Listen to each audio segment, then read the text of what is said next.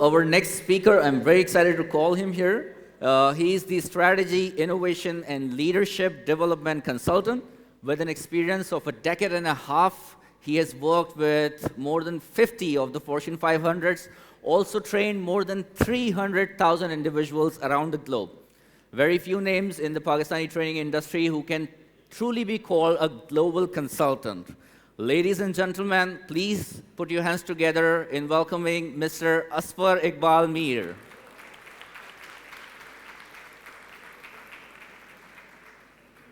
Very generous.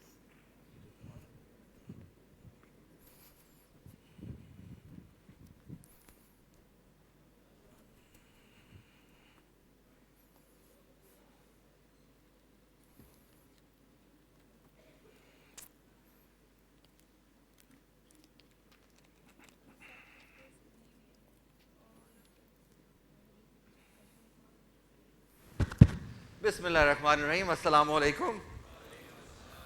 Oh my goodness, the topic is just tremendous here today. It's transformation. And we just have 30 minutes. So I'll have to be very picky in terms of what to choose and talk about in terms of about transformation. So first transformation, I'm going to jump into this. And before I do this, I will share with you a host of things that I believe, working in organizations across the globe, that we really need to work on and transform. Is that fair? Very quickly, you may agree with it. If you agree with it, make a promise to yourself that those are the transformations that you will work on. All right, so jumping into this, the first transformation is, believe it or not, one of the most important ones, the transformation of the heart. Okay? Now, things aren't working here. Okay.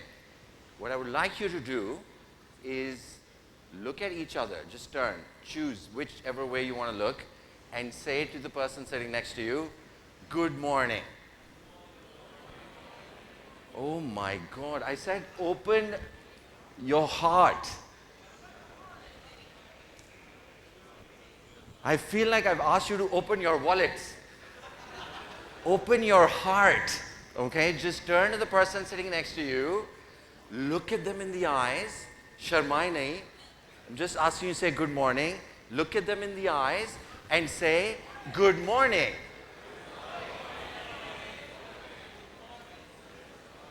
God, some of you really need proof. You don't believe it. It's not really a good morning for some people. Okay. Transformation of the heart. What are we talking about? How do you measure it? I'm also going to be talking about, for some of them at least, how we measure this. There's a quick test for this. You can ask yourself, how do I make other people feel? Okay? On a continuous basis. Not just at onboarding, not just when you're saying bye-bye to them in the end, when they're leaving, but continuously. How do I make, this is your test as a leader, how do I make others feel? Do you think you can make other people feel great? 5 people, brilliant. Okay, say this with me. Say together. Say this with me. Say we. No, together. Say we. Love. You. We love you. Thank you, I love you too. That was transforming my ego, nothing else. But now can you look at each other? I'm graduating you on this, okay? Look at each other and say, oh my God, some are scared. Some are thinking, ooh, opportunity. I'm not going to go there. Turn to the person sitting next to you and say, I appreciate you. Oh, come on, say it like you mean it. You know what? I need a volunteer. I need a beautiful girl to volunteer. That I'll pick. Right here. Watch and learn, okay? This is how you'll have to say it. I appreciate you.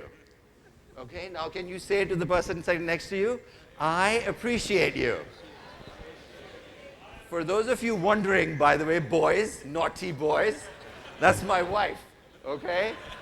Don't you be getting any ideas. And you know what? If you cannot say it, change something. Most importantly, change yourself. If you cannot say it to your wife, change yourself. Wives, if you cannot say it to your husbands, change him. Just change him. Right? Transformation of the heart. How are we making people feel in our organizations? Are we really making them feel? And we're not measuring them. You know how we're measuring them, HR professionals? We're measuring them by that once a year engagement, lengthy paperwork survey that people don't want to fill. And what happens? What happens when you do that? We do that, then 3 months later, we compile all that data, we go to the management. People are nodding. I know we all do this, okay? We go to the senior leadership and we say, here's where our team's engagement is. Here's what we should do about it. And senior leadership says, oh, we don't have the budgets for all that. Let's just do the low-hanging fruit first. Jisme paise nahi lagenge, right? And you go back and nothing really happens. And you know what happens next? 12 months go by and it's that time of the year where we have to run the engagement survey again. So I receive it, if I'm working for the company, I receive it, say, didn't I fill this out last year? Whatever happened? Nothing. Engagement, or how we make people feel as part of it, is a continuous process, not a once in a year measurement. Once in a year measurement is like taking someone's blood pressure, right? We take someone's blood pressure, today, engagement survey, and then 3 months later, we try to give them medicine for it. But the blood pressure may have moved. What we need to do is continuous engagement monitoring. We need to know how we're making our people feel. If there's something wrong, we need to know about it. There are now tools available for this. And if there is something wrong today, I pick up the phone today, call the person in factory X, and say, hey, what's going on? It looks like there's something wrong with the people, the engagement, how people are feeling today. And they tell you, well, one of the team members, someone has passed away in his family. You can do something about that today, right now, not 3 months later. Transformation of the heart. Number one transformation required within organizations, transformation of the heart. Can someone help me move the slide? Thank you. How do we make people feel? We've done that. Okay. Measure what matters. What we measure within organizations is what people respond to. Even with values, you can go to one slide forward. Even with values, if you only measure a selected few values, people will respond to those selected few values. I can give you so many examples, but where I learned this from was United Airlines, where they had 3 values, 3 huge, big values. One of them was efficiency. The second one was caring. The third one was safety. Which one do you think they were measuring the most and incentivizing people on the most? Efficiency, right? And when the president realized this was when he asked an employee who was now really demotivated, an otherwise very engaged employee, and that employee said, well, a few weeks earlier, I was at the gate, I was helping people check in, and a person at the gate fell, a passenger at the gate fell, and was having a cardiac arrest. And so I called the shift in charge, and the shift in charge says, where exactly is the passenger? He said the passengers were not in the plane yet. He said, can you move the passenger back into the gate area so we can get the flight out on time? And once he heard that, he said, my belief in the organization completely fell apart. So what did they do? They prioritized the values. They said it's safety first, it's caring second, and it's efficiency third. And that's how it is measured. That's how people are incentivized. Just by writing it on the walls doesn't transform anything. In fact, it breeds cynicism. People look at it on the walls, then they say it's not being practiced, and they have certain thoughts about leadership that are best not repeated, right? So let's not put that on the walls. Let's measure it. Let's incentivize people for it. Prioritize. Ah, it's working. Thank you. Big hand for them. Let's make them feel good. Thank you. self-actualization, another aspect of, and this can be measured. It's a journey towards selflessness, which actually means selfishness. Think about this. The only way to make a benefit permanent for ourselves is to give, not to take. When we take, we make it temporary. When we give, we make the benefit for ourselves permanent. People should grow because of me, not in spite of me. If I'm a leader, I need to write this down as a reminder for me that rings maybe every week for me. People should grow because of me, not in spite of me. Self-actualization.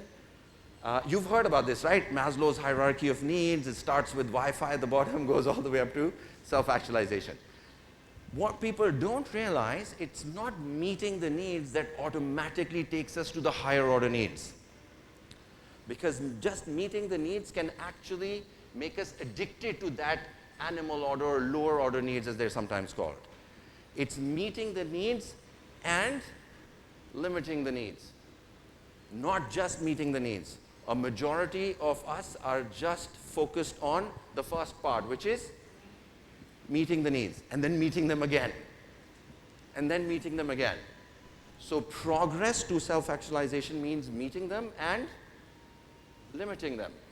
And that means this understanding that it is a journey towards selflessness. Giving is the only way to make this permanent. Okay, yoga time. We need to all stand up. I love this one. We need to all stand up, okay? I need the cameraman. This is going to be good, okay? So focus here. Here's what we're going to do. I'm going to teach you in about a minute what is called super brain yoga. I learned this several years ago. This is amazing, proven scientifically to improve productivity. If you do this 5 minutes every morning, it will improve your productivity. Take your right hand and hold your left earlobe. Okay? Take your left hand and hold your right earlobe. Now say, I'm sorry. No, I'm kidding. I'm joking. Okay. No. Keep holding it. Okay? Now massage your earlobe a little bit, because I'm saying that because I don't want you to yank it, but hold it like you're massaging it. All right?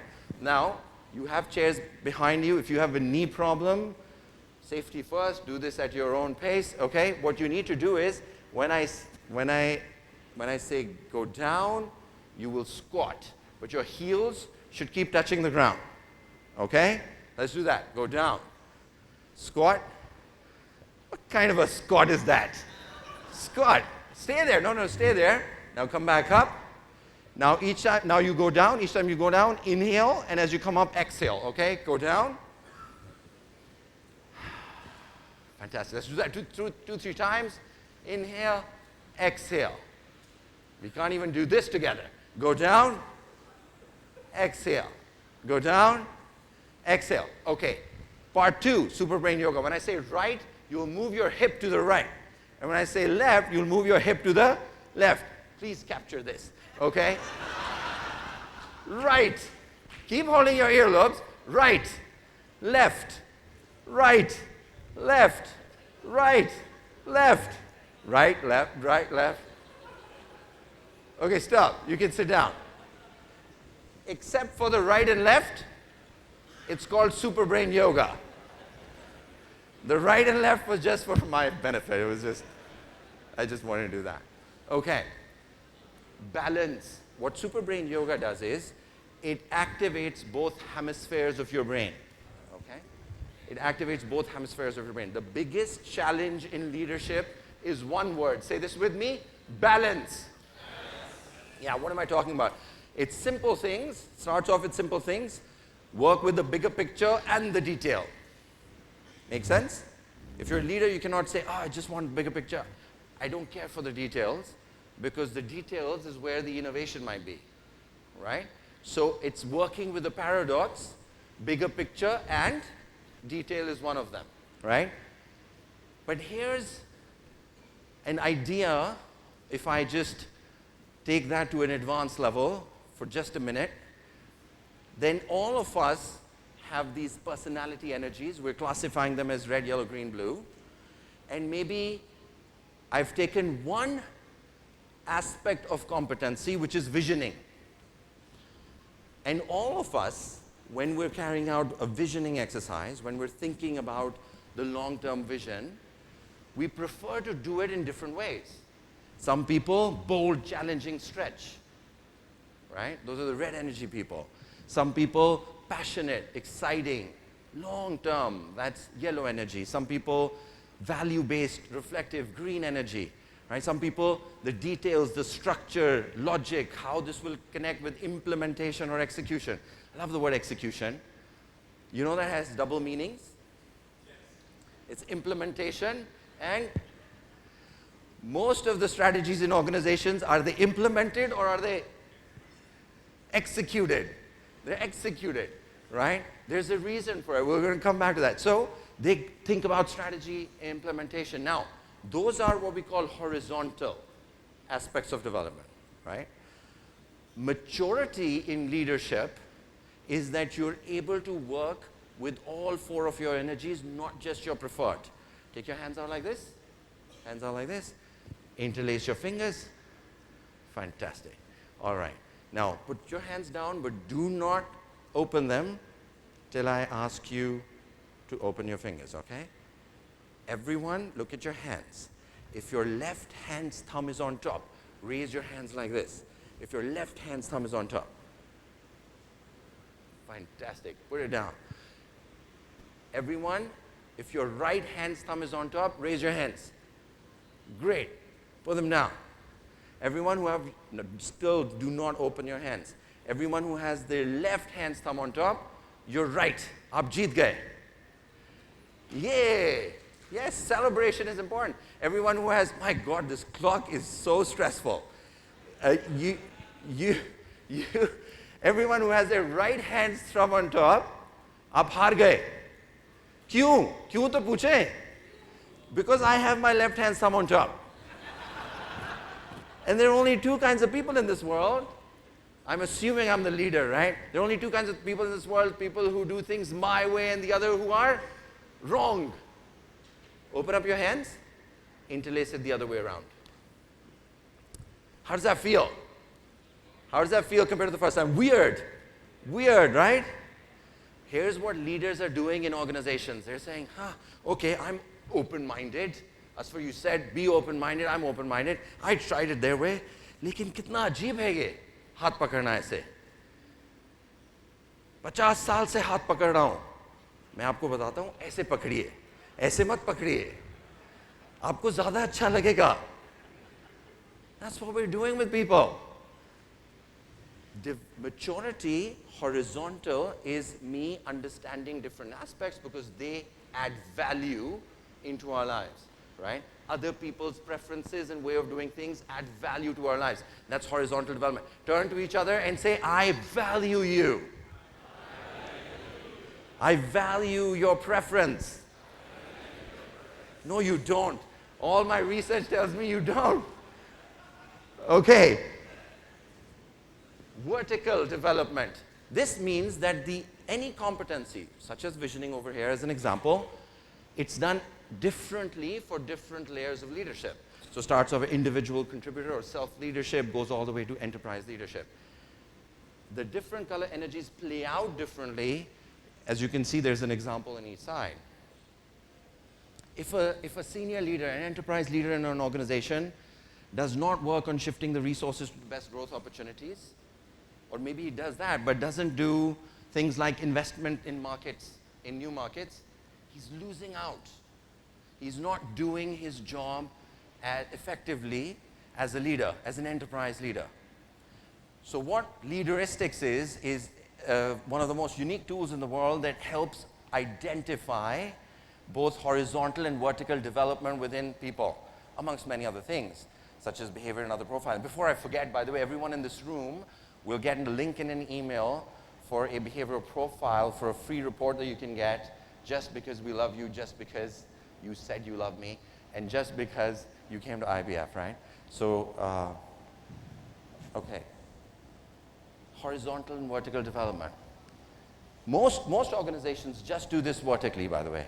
They forget about the horizontal. They measure it just on the what. Those of you who do that, think about how you can transform measurement of your leaders. A lot of times people say, well, how do I know what to transform? How to develop that competency within the how to prioritize what to. So I ask them, think about it this way.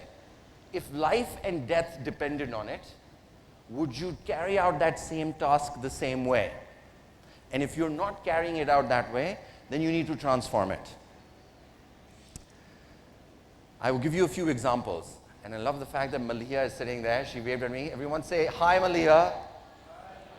Malia is from one of our client organizations, and I'm just about to show you the hard work that Malia does in her organization, because I just chose that we're going to show you that. Think about development in organizations, right? Think about if you're training and developing your salespeople. But what if they weren't salespeople? What if they were surgeons? And there is a new surgical technique that you wanted to train them on. Would you say, yes, go to a one-day training program, come back and operate on people? Why not? We seem to be doing that a lot. Event-based development does not work. Say this with me. Event-based development does not work. You're not saying it. Event-based development does not work. And now you're looking at me saying, aren't you a trainer? It doesn't work. Impact-based development works. There are various aspects. All you need to do is think about it. If life and death depended on it, would you do it the same way or would you do it differently? Malia does it differently. I'll give you an example. This is from Malia. This is the case study that Malia has worked on.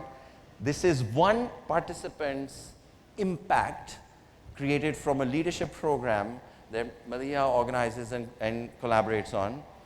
And it says $930,000 of benefit within 1 year, realized benefit, signed off by line manager, by an external party, by internal audit, and the president of the company. Right? It happened over 12 months, not 1 day. Event-based development doesn't work. Think about it. If life and death depended on it, would you do it that way? How do we promote people in organizations? If life and death depended on it, would you keep promoting people or selecting people the way you're selecting right now? We did this case study of job profiles, compatible trainable and non-compatible profiles. When more compatible people were brought into that job, the organization revenue rose by a whopping 40%. And this was a sales job, right? Impact, you have to, if life and death depended on it, how would you do it, is the real question. Okay, so if you do not promote that person or you don't select that person, the biggest favor, you're favoring the individual. That's the biggest favor you're giving to. That's whom you are giving the biggest favor to. The individual. Why? Because if you are in a job where you're not a behavioral fit, then it's like driving your car with the handbrake up. You can drive it, but there's more wear and tear. There's more burnout, which takes me to my next point. Have you ever heard this term? Karoshi? Yeah? It's a Japanese term that means overwork death.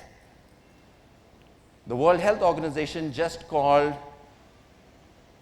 stress as a worldwide epidemic. Right? Some countries say it's a $190 billion loss on productivity. Europe says it's 20 billion. How do you put a price on a poor life experience? Can you? Can you put a price on a poor life experience? And you know, stress, first of all, wives need to give husbands less stress. Hint. But that reminds me, you know, and what we need to do about stress, it's two-way. We have to take ownership of it. Companies need to take ownership of it. In the future, jobs will be actually defined by the health, including the mental health of people in that job, the level of stress in that job. And if you're sitting here, you should think about it for yourselves and your people, right? And some of the stress we just take on ourselves. It's self-inflicted stress. It reminds me, because I said that to my wife right now, it reminds me, there's a joke when there's a person, Jim, who owes money to John, and Jim is now up because he needs to pay John 8 a.m. in the morning, $50,000, and he's now pacing the room. He's pacing the room, and so his wife wakes up. And he says, Jim, what's wrong? And he says, oh, nothing. And he says, no, clearly there's something wrong. What's wrong? He says, well, I owe John $50,000. And she says, wives are super intelligent. I don't know about you guys, but she says, do you have $50,000? He says, no, that's why I'm stressed. She says, hang on a second. She picks up the phone. She calls John. She says, John, Jim owes you $50,000. And I want you to know, Jim doesn't have $50,000 to give you. And she shuts the phone. And then she says, Jim, now come to bed. Now it's his problem. Some stress we're just taking unnecessarily. But the truth is that we are giving a lot of stress. And at home to our family members. And we're taking it and we're giving it. And it's not so great. Ghalib said, डरे क्यों मेरा कातिल क्या रहेगा उसके हाथों पर वो लहू जो उम्र भर यूं चश्मे नम से दम बदम निकले. Right? Stress. We're killing each other slowly. I worked with the World Health Organization. They said when the camera goes in, when the heart realizes, when the person realizes something wrong, the camera goes in, on average 85% of the blockage already exists. And the biggest reason for that blockage is what? Stress. We're killing each other. Enablement tools. Here's another one that we really need to transform. Now, think about it this way. Performance, development, enablement, engagement. Isn't all of that the job of leaders? Yes or no? Yeah? Or why on earth do they sit in different tools? Oh, that's my performance management tool. Engagement, oh God, वो तो कहीं हम किसी और से कराते हैं, right? And by the way, that's not even engagement as I mentioned earlier. They need to come together. So whether you're using these tools or not, or you're doing this work yourself on paper, it doesn't matter. This is one job. These are not separate jobs. I'll give you an example. We need to visualize and bring the measured data. This is work that my team did with Twitter. This is rethinking Twitter's linear experience, and so thinking about another kind of experience. This is still data. This is still tweets. They're just shown in a different way. We're doing the same thing with engagement data now. And I wish I had time to show you the video. Experiences for people translating into experiences for the customer. Something that was developed to develop people at showrooms of a car manufacturing company is the same thing that's being used to engage customers in the same showroom. When people come, if you're a retail company or a company where you have customer-facing individuals, think about it. Do your customers really trust the product knowledge of your people? Would they rather hear about the product and the details of it directly from the brand? Which one would they trust more? The guy who's just come in, has a trainee tag, is 2 months old into the job, or your brand, right? We need to transform our tools. This is Metro, this is Pakistan. This is the first time in Pakistan when all the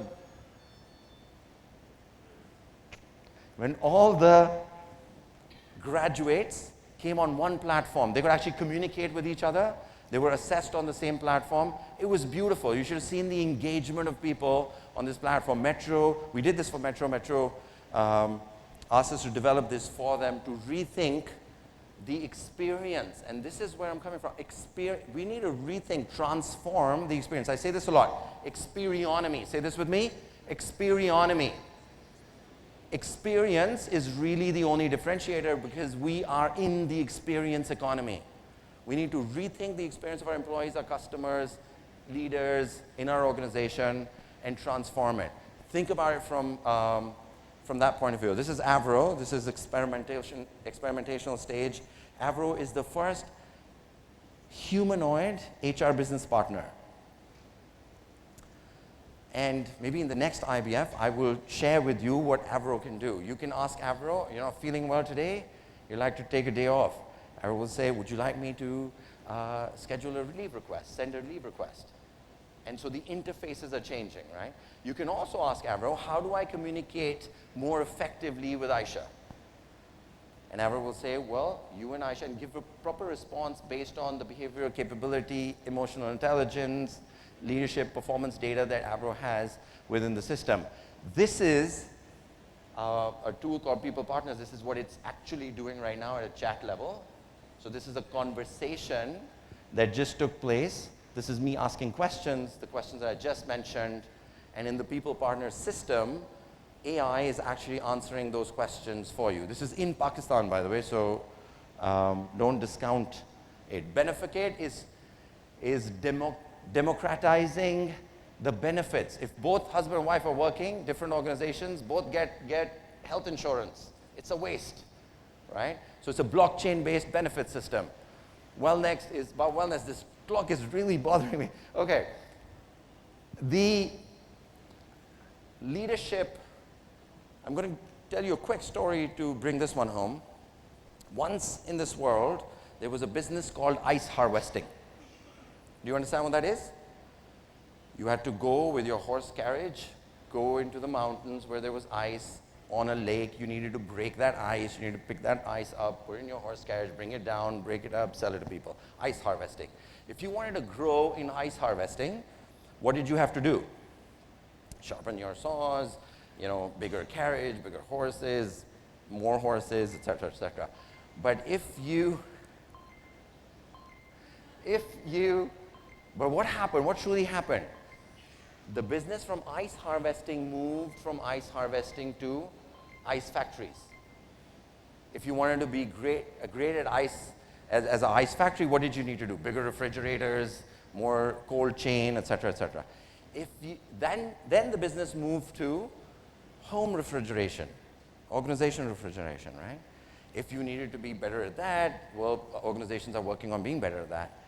But here's the funny part. None of the ice harvesters became ice factories, and none of the ice factories became refrigeration companies. And that's what the senior leaders need to be doing in organizations. They need to be thinking about the future a few S-curves ahead. In fact, right now, you as an individual should be thinking about 2 S-curves ahead. I have someone who just asked me, my son has just come back from a data science degree. Data science was really hard. It was the fastest growing profession up until just recently. It will be the fastest declining profession because of augmented analytics, because that job can be delegated, right? So think about that. Think about someone giving his hard-earned life's earning for tuition to a university for his son, now finding out we need to learn how to learn. We need to teach our children to learn how to learn. That's the meta competency, right? Transform the syllabus. I'll be really quick. I'm going to rush through this. There's a book that I just read. It's called Alchemy of Happiness. Has anyone read this? Alchemy of Happiness? It's a really old book. It was written by Imam Ghazali. It needs to be part of our school syllabus. So if you're sitting here and you can influence that, I wanted to mention that to you. Transform the school syllabus. I talked about this already, so I'm going to skip this one. But also this needs to be part of our school syllabus. EQ. If EQ is the biggest predictor of performance, how did I miss it in school? How did no one teach me this at school? And I'm saying that because our clients say that to us. When we take them through this experience, the #1 request we get, take my children through this, right? How we need to really transform that. Make money, but don't do that at the expense of making meaning. How many of you have a written down purpose? Raise your hand. Okay. Wow.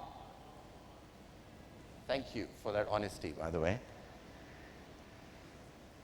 Okay, and then lastly, I'm gonna end here. I promise. I know organizers. I'm sorry. This is the last one. Remember this one. Transform moments. Life's not perfect. but moments can be perfect, right? I'm going to let you in on a secret right now. We're going to, first of all, do you believe you can make moments special for someone else? Really? You know me, I'm going to test that. It's my wife's birthday week. Open up your wallets. No, I'm kidding. Sana, please, don't embarrass me in front of everybody. Doesn't she have the most beautiful smile in the world? Say with me, say B-E-A, beautiful. I agree. Okay. Now, because it's her birthday week, you're going to sing happy birthday with me, but in a way that we're going to make her feel really special. Okay? Can we all stand up? Let's stand up. Okay. We're going to do it once. Her name is Sana, so we say Sana in the end. You're going to say this with me. If you really believe you can make someone else feel special, do it with all your heart and all your energy, okay? Let's do this. 3, 2, 1. Happy birthday to you. Happy birthday to you. Happy birthday, dear Sana. Happy birthday to you. Thank you, guys. I'm going to leave you with a prayer that may you believe in yourselves. May you transform the hearts of people in your family. And I'm going to say this to you with the bottom of my heart. These are the last words. IBF is really special. Last year was the first IBF. My father was in the audience. He left us on the 4th of January of this year. And his last words to me, as he gave me a kiss on my cheek, was, "I love you." Those were his last words, because every time I met him in the morning, every time I said goodbye, he would say the same thing to me. He said, "I love you." If you don't, and so I'm not surprised that those were the last words, and that's my prayer for you, that you believe in yourself, that you transform your relationships, and that transformation really begins at home. And I pray that you can say that to your children and mean it,